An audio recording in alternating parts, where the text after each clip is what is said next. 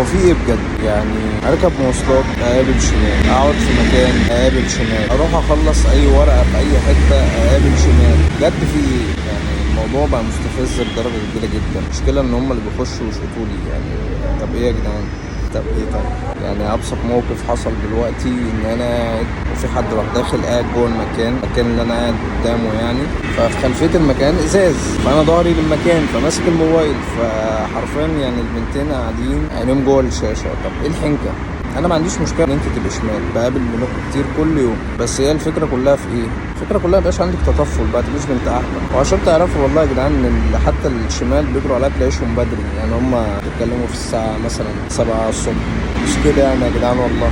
اهدوا كده شويه، اهدوا شويه، عايزين نقلل الهرمونات اللي عاليه دي عشان دي هتعمل لنا خراب. مشكله ان بص تلاقيها مثلا 20 سنه 21 سنه، لسه يعني ورور. ربنا يستر علينا. صباح الفل.